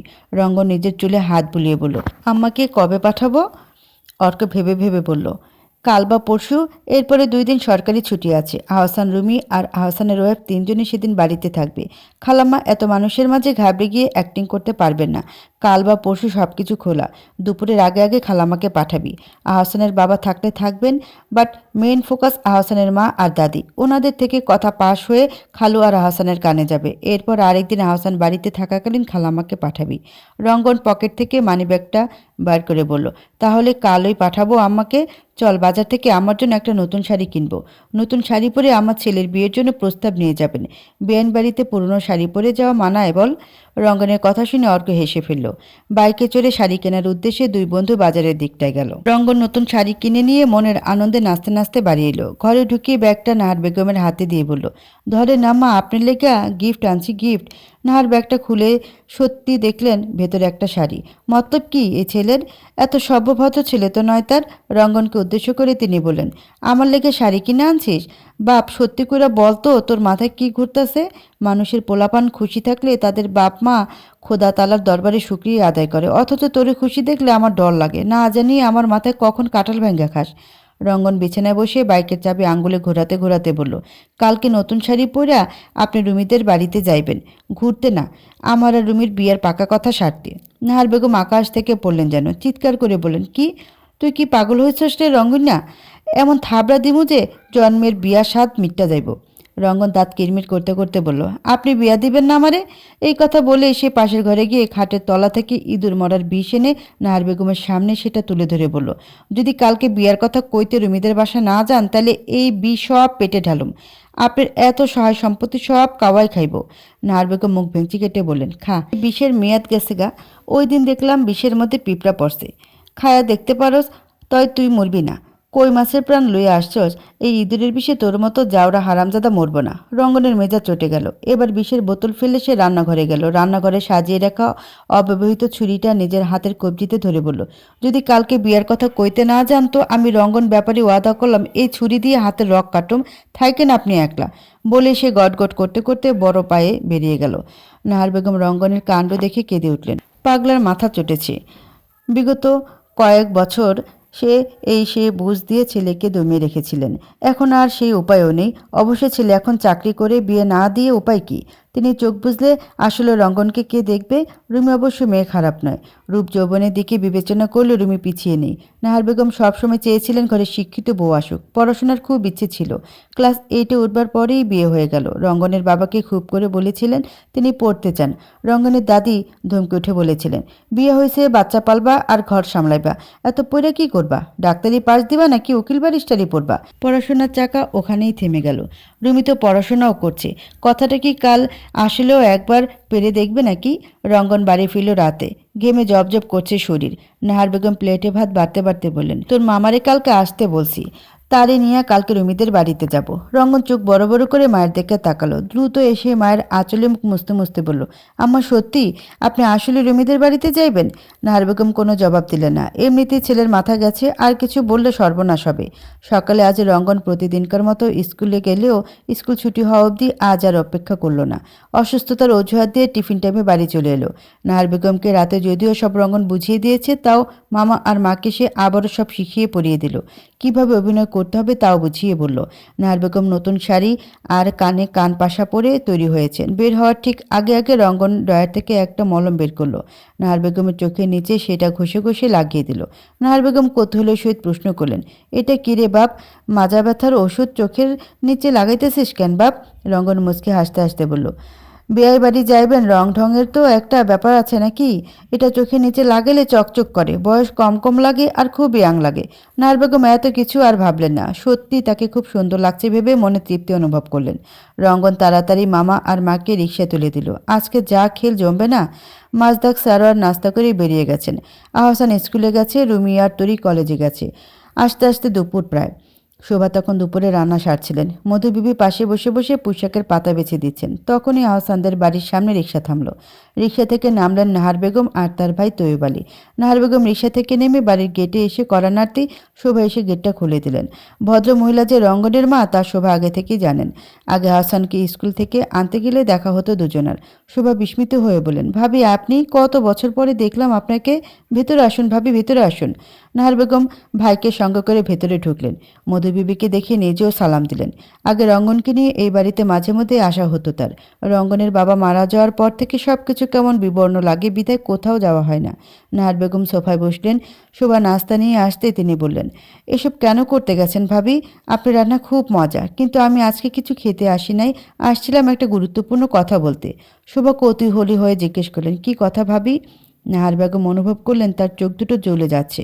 কেমন যেন মৃদু ঝাঁঝালো গন্ধ টের পেলেন, তবুও স্বাভাবিক হয়ে বললেন, ভাবি, রঙ্গনের বাপ মারা যাওয়ার পর থেকে আমার রঙ্গনের আর কেউ নাই। আমার শরীরটাও আজকাল ভালো যাইতেছে না, কখন চোখ বুঝি কে জানে। আমার পর রঙ্গনের কেউ দেখা রাখবো সেই ব্যবস্থাও নাই। রঙ্গন এখন চাকরি করে, বিয়ের বয়সও হয়ে গেছে। আমার ইচ্ছে ছিল একটা মেয়ে সন্তানের। রঙ্গনের পরে তো আল্লাহ কোনো সন্তান দিল না, যাও একজন ছিল আল্লাহ নেয়া গেল। তাই চাইছিলাম রুমির রঙ্গনের জন্য চাইতে। আপনারা যদি একটু ভাইবা দেখতেন ভাবি। এটুকু বলে নাহার বেগম চোখ বন্ধ করে ফেললেন। চোখে তীব্র জ্বালা পড়ার কারণে টপ টপ করে চোখ দিয়ে পানি পড়তে লাগলো। নাহার বেগম হাত দিয়ে বারবার পানি মোছার চেষ্টা করছেন। যতবার চোখে হাত যাচ্ছে জ্বালা পোড়া যেন আরও বাড়ছে। তো এবার বললেন, আপনার মেয়েকে আমরা রানী করেই দেখব। আমার বোন আর কতকাল বয়স হয়েছে, তারও তো সংসার চাপ থেকে মুক্তি পেতে ইচ্ছে হয়। এখন রান্নাবান্না ছেড়ে নামাজ রোজা করার সময়। আপনার মেয়েরও তো বিয়ের বয়স হয়েছে, একদিন তো বিদায় দিতেই হবে। রঙ্গনকে তো আপনি ছোটবেলা থেকেই দেখেছেন, আপনার ঘরের ছেলে, চাকরি করছে। এখন বিয়েটা হয়ে গেলেই আমার বোন ঝাক্কি ঝামেলা থেকে বাঁচে। নাহার বেগমের চোখ থেকে টপ টপ করে পানি পড়ছে। সে ভেজা গলায় কোনো রকমে বললেন, রুমির আমি ছোটবেলা থেকেই মেয়ের নজরে দেখছি। কালকে রাইতেও স্বপ্নে দেখলাম রঙ্গনের বাপরে। আমার মনে হয় সময় চলে আসছে, আমি আর মনে হয় বাঁচুম না। ভাবি, আপনার মেয়েটার আমার ছেলের জন্য দেন, ওরে আমি মাথায় তুলে রাখবো। নাহার বেগমের কান্না দেখে তৈয়ব আলীও ভরকে গেলেন। এত বছরের সংসারে দুলাভাইয়ের সঙ্গে এত ঝগড়া হয়েছে, তাও চোখ থেকে এক ফোঁটা পানি পড়েনি। আর ছেলের বিয়ের কথা বলতে সে এভাবে কাঁদছেন। আসলে কি এসব স্বপ্ন টপ্ন কিছু দেখছেন নাকি? শোভা চিন্তিত গলায় বলেন, আসলে রঙ্গনকে ছোটবেলা থেকেই দেখেছি, ও আমার ছেলেরই মতন। আপনাদের উপরে যথেষ্ট বিশ্বাস আছে আমার। বিয়ে একটা সামাজিক এবং ধর্মীয় পবিত্র বন্ধন। আমার একার কথায় তো আর সব হবে না। রুমিরও তো একটা মতামত আছে। আপনি বলেছেন, আমি শুনেছি। আহসানের বাবা বাড়ি এলে অবশ্যই তাকে বলবো। এরপর সবাই বিবেচনা করে যে সিদ্ধান্ত নেবে সেটা জানাবো আপনাদের। নাহার বেগম আর বসলেন না, তো এই বালিকে সঙ্গে করে বেরিয়ে গেলেন। চোখ দুটো যেন কোটর থেকে বেরিয়ে আসবে। কি যে হলো চোখে? রঙ্গন কোনো কারসাজি করেনি তো? বাড়ির সামনে রিকশা থামতেই রঙ্গন দৌড়ে বেরিয়ে এলো। মাকে রিকশা থেকে নামতে সাহায্য করে বলল, কি বলছে আম্মা? রুমিরে দিব বলছে? বিয়ার তারিখ দিছে? কবে বিয়ে আম্মা? নাহার বেগম হাঁটতে হাঁটতে বললেন, আমি মরলে। রঙ্গন প্রত্যুত্তরে বলল, আপনি কবে মরবেন আম্মা? নাহার বেগম রেগে ছেলের দিকে তাকাতেই রঙ্গন চুপ হয়ে গেল। তৈবালি টিভি ছেড়ে বসেছেন। নাহার বেগম ভেতরে ঢুকতে রঙ্গন বলল, রুমিরে দিব আম্মা বলেন না। নাহার চোখ মুছতে মুছতে চিৎকার করে বললেন, বাজারের ব্যাগের মধ্যে ঢুকায় আনছি, রুমিরে আয় নিয়ে যা। ওরে পাগলের বংশধর, একদিনই বিয়ের পাকা কথা হয়? আমি প্রস্তাব দিছি, তারা বিবেচনা কইরা ভালো বুঝলে দিব। রঙ্গন মুখ ভোতা করে বলল, আমার বিয়ে তাইলে কবে আম্মা? নাহার বেগম কপাল চাপড়াতে চাপড়াতে বললেন, লাল শুক্রবারে। আর এইদিকে আয় তুই। আমার চোখে কি দিছস সত্যি করে ক। চোখ জ্বলতাছে, পানি পড়তাছে, চাইতে পারতেছি না ভালো কইরা। রঙ্গন সরর মুখে নাহার বেগমের মাথায় হাত রেখে বলল, সত্যি আমি কিছু দেই নাই আম্মা, আপনার কসম। নাহার তরিত সরে গিয়ে বললেন, হাত ছড়ে দিয়া কোনো বিশ্বাস নেই। তুই আমারে মারতে পারলে বাঁচস। রঙ্গন হাই তুলতে তুলতে বলল, আপনি এত সহজে মরবেন না আম্মা। আপনি মরলে তো হয়েছিলই, গয়নাগাটি জমি বেচা ঢাকার গুলশানে গিয়ে বাড়ি কিনতাম। নায়ার বেগম সঙ্গে সঙ্গে পায়ের জুতোটা খুলে নিক্ষেপ করলেন রঙ্গনের পায়ে। দুপুরে সবাই যখন খেতে বসলো, গোলযোগে সেই মুহূর্তেই শোভা রুমির সম্বন্ধ আসার কথাটা বললেন। আহসান বিষম খেলো প্রায়। রঙ্গনের আম্মা হঠাৎ এমন কিছু করে বসবেন কেউ ভাবতে পারেনি। মাজদাক সারার শুরু থেকে সব কিছু শুনে শোভাকে পাল্টা প্রশ্ন করলেন, তোমার রঙ্গনকে কেমন লাগে হাসানের আম্মা? শোভা তরি আর রুমিরে প্লেটে খাবার বেড়ে দিতে দিতে বললেন, ভালোই, এখন তো ভালো চাকরিও করে। ছোটবেলা থেকেই তো আমাদের বাড়িতে আনাগোনা, ছেলে মন্দ নয়, খুব সহজ সরল। আমার মনে হয় না রুমিকে অযত্নে রাখবে। রঙ্গনের আম্মা কেঁদে কেঁদে বিয়ের প্রস্তাব রাখলেন। কিভাবে হেঁচকি তুলে তুলে কাঁদছিল তা যদি দেখতে। রুমি তখনই মনে মনে রঙ্গনকে ভেঙচি কাটতে কাটতে বলল, শালার বুইড়া ব্রয়লার মুরগি বলে সহজ সরল, ভাজা মাছ উল্টে খেতে জানে না। ওরে তোরা কেউ জানিস না, ভাজা মাছ কাটা শুদ্ধ পেটের ভিতর ঢুকিয়ে বসে আছে। রঙ্গনকে মনে মনে কয়েক দফা গালাগালি করলো। সরাসরি গালিই দিত, কিন্তু সামনে ভাই আর বাবা বসে আছে দেখে সে আর ওসবের সাহস করলো না। মাজদাক সারোয়া রাতে এসে ওসব নিয়ে আলোচনা করবেন বলে খেয়ে বেরিয়ে গেলেন। আহসানকে চিন্তিত হয়ে ঘরে এলো। রঙ্গনের বিষয়টা তার মাথা থেকেই যাচ্ছে না। রঙ্গন তো রুমির দিকে চোখ দেবার মতো ছেলে নয়। রুমিও কখনো নিজে থেকে আগ বাড়িয়ে রঙ্গনকে ধরা দেবার পাত্রী নয়। তবে কি রঙ্গনের আম্মাই নিজের সিদ্ধান্তে এসব করেছেন? ওদিকে রঙ্গনের আম্মা প্রস্তাব দিয়েছে শুনে রুমির ভয়ে মরমর দশা। বাপ ভাইয়ের মুখের উপরে কথা বলবার মতো এত সাহস তার নেই। যদি আসলে বিয়ে হয়ে যায় ওই ফাজিল চন্দ্রদেবদাসের সঙ্গে, না না, ওসব হতেই পারে না। দরকার হলে ডেটুল খেয়ে রুমি উধাও হয়ে যাবে। ওই মর্কটকে বিয়ে করার প্রশ্নই আসে না। রুমির বিয়ে হবে সালমান শাহের মতো হ্যান্ডসাম তরুণ যুবকের সঙ্গে, যাকে দেখলে টুস করে চুমু খেতে মন চাইবে। উম্মা তুলি আহসানের পিছু পিছু এসে বলল, রঙ্গন ভাইয়ের কি বিয়ে হবে রুমির সঙ্গে? আহসান গম্ভীর গলায় বলল, সম্বন্ধ রাখলে বুঝি বিয়ে হয়ে যায়? তুলি আহসানের গলা জড়িয়ে ধরে বলল, যায় তো। আপনার বাবা মা যখন আমাকে দেখতে এলেন, মাও একই জিনিস বলে আমায় বুঝ দিয়েছিলেন। এখন দেখুন, বিয়ে করে সংসারী হয়ে স্বামী ধর্ম পালন করছি। আহসান তরিকে কোলে বসিয়ে বলল, তা কেমন লাগছে আমার সংসার করে? তরি কৃত্রিম সুরে বলল, খুব বাজে। খেয়াল রাখেন না, ভালোবাসেন না, শুধু বকুনি খাই। আহসান তরির দিকে এগিয়ে এলো। উন্মুক্ত পিঠে ছুঁয়ে দিতে দিতে তরি রষ্টির দিকে এগোতেই তরি তাকে প্রথমবারের মতো নিজে থেকে চুম্বন করলো। তরি আবেদন করলে আহসান কি সাড়া না দিয়ে পারে? সেদিন দুপুরটা ওভাবে বিছানায় কেটে গেল। কপত কপতি কেউ কাউকে ছাড় দিতে নারাজ। বিকেলে ছেলে মেয়ে পড়াতে গিয়ে আহসান হাঁচি দিতে দিতে কুপোকাত। একদিনে দুবার গোসল করার ফলাফল। সন্ধ্যার পর রঙ্গনে ফোন করলো অর্ককে। রঙ্গন কিছু বলার আগে অর্ক বলল, খালাম্মা তো আজকে ছক্কা মেরে দিয়ে এসেছে বন্ধু। রঙ্গন হতবিল হয়ে বলল, তুই কি করে জানলি বন্ধু? আহসান ফোন করেছিল তোকে? সৌম্য সায় জানিয়ে বলল, হ্যাঁ, এই একটু আগেই কথা হলো আহসানের সঙ্গে। আমি ভান করেছি আমি কিছুই জানি না, একটু মশলা অ্যাড করেছি আর কি। আহসান বলছিল যে বিয়ের বিষয়টা নিয়ে ভাবাটা ঠিক হবে নাকি। আমি তোর গুণগান গেয়েছি এবং এটাও বলেছি যে খালামার বয়স হয়েছে, রুমিকে বিশ্বাস করে হয়তো সংসারের ভার তুলে দিতে চাচ্ছেন। তুই একটু ভেবে দেখতে পারিস। রঙ্গন পরিচিত আমাদের, রুমিকে মনে হয় না কোনো কিছুর কমতি বুঝতে দেবে। রঙ্গন খুশিতে দাঁত কালাতে কালাতে বলল, বেশ করেছিস বন্ধু। আমার রুমির সঙ্গে সেটিং হয়ে গেলে আমাদের বিয়েতে তুই হবি স্পেশাল গেস্ট। আমার বিয়ের টেবিলের খাসিটা আস্ত তোর পাতেই দেব। সোমু হাসতে হাসতে বলল, আচ্ছা তা দিস। আমার খাওয়া দাওয়ার বেলায় কোনো না নেই। একটা কথা বল এবার, খালামা এত চমৎকার অ্যাক্টিং করলো কি করে? সত্যি সত্যি নাকি আহসানদের বাড়িতে গিয়ে আহসানের আম্মার সামনে কেঁদে ফেলেছেন? এই কর্ম সাধন হলো কি করে বন্ধু? এত বড় শিল্পী অভিনেত্রী তোদের বাড়িতে কেন এখনো? খালামাকে ধরে বেঁধে বিটিবিতে দিয়ায়। রঙ্গন ভেঙচি কেটে বলল, অভিনয় না ছাই। এত বছরের সংসারে আব্বার সঙ্গে ঝগড়া করেও কখনো কাঁদতে দেখিনি। সে কিনা ছেলের বিয়ের প্রস্তাব দিতে গিয়ে সেখানে বসে কাঁদবে? যা বলিস না। যাওয়ার সময় যখন সেজেগুজে তৈরি হচ্ছিল, তখন ড্রয়ার থেকে মুভটা বের করে চোখের নিচে ঘষে দিয়েছি। কাহানি মে বহুত সারা টুইস্ট হ্যাঁ দোস্ত। অর্কা হাসতে হাসতে লুটোপুটি খেতে রাখলো। শেষ অব্দি মুভ